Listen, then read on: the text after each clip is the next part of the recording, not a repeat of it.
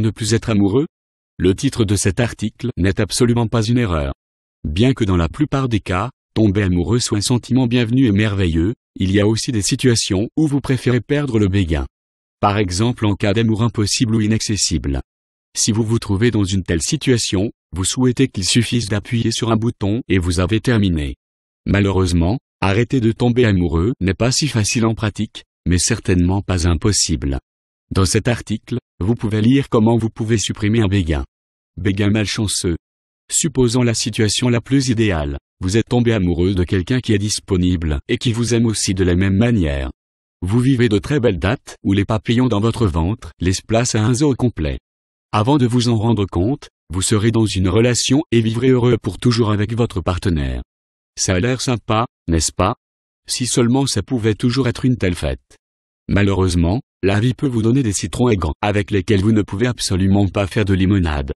Lorsque vous tombez amoureux du petit ami ou de la petite amie de votre meilleur ami, par exemple. Ou lorsque vous êtes profondément amoureux de quelqu'un qui ne voit même pas un fil d'Ariane dans une relation avec vous. Dans de tels cas, vous vous retrouvez avec un sentiment qui est censé être très agréable, mais ne l'est pas du tout. Logiquement, vous voulez vous débarrasser de ce sentiment le plus tôt possible, car cela vous rend très malheureux. Comment? Dans les paragraphes suivants, nous donnons quelques bons conseils que vous pouvez utiliser pour lutter contre votre béguin indésirable. Vous pouvez ne plus être amoureux. Tout d'abord, il est important de réaliser que vous pouvez absolument arrêter de tomber amoureux.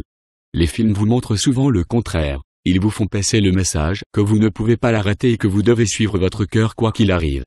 Absurdité. Tout comme vous pouvez jeter la tristesse à la poubelle, vous pouvez également supprimer l'écrasement de votre système. Pourquoi le béguin que vous rencontrez est-il indésirable? Souvent, la réponse à cette question est très claire. L'engouement que vous ressentez ne mènera à rien, à des problèmes ou à de la tristesse. C'est parce que la personne dont vous êtes amoureux ne pourra pas rendre l'amour. Cela peut être dû au fait que cette personne a déjà une relation heureuse ou ne s'intéresse pas à vous. En un mot, votre béguin finit par vous conduire dans une impasse. Il y a un certain nombre de choses que vous pouvez faire pour faire disparaître votre béguin. Il est temps de penser à soi. Comme vous l'avez peut-être expérimenté vous-même, être amoureux s'accompagne d'un certain désir. Désir d'être avec l'autre et d'avoir un contact avec l'autre. Commençons par dire que maintenir le contact avec la personne pour qui vous avez le béguin indésirable n'est pas propice à arrêter votre béguin. La meilleure chose que vous puissiez faire est de vous débarrasser de tous les déclencheurs qui vous font penser à lui. Le suivez-vous sur les réseaux sociaux? Ne le faites plus. L'avez-vous dans votre liste d'amis sur Facebook? Désactivez les mises à jour dans vos paramètres. Ou encore mieux, bloquez-le pour ne pas consulter en permanence sa page Facebook secrètement pour voir si une mise à jour a été publiée.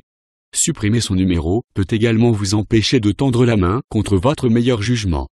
Ces mesures peuvent sembler rigoureuses, mais elles sont pour votre propre bien et un bon médicament, en combinaison avec d'autres solutions, pour guérir l'engouement indésirable que vous ressentez pour une personne inaccessible.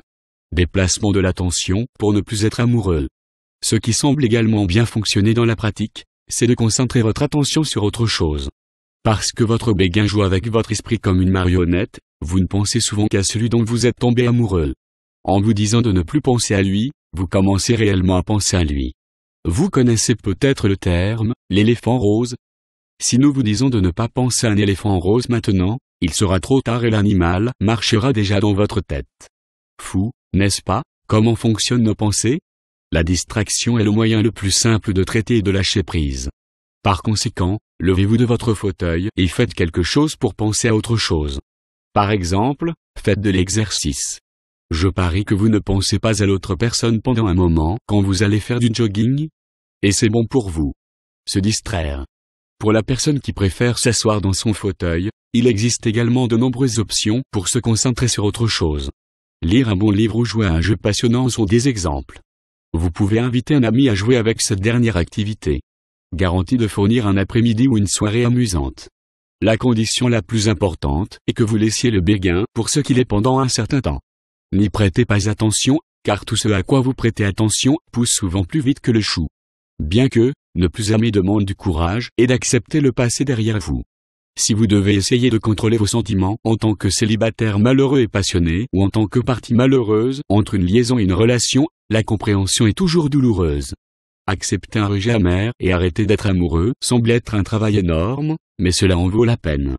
Car au bout du chemin caillouteux, la personne à qui vous appartenez vraiment vous attend.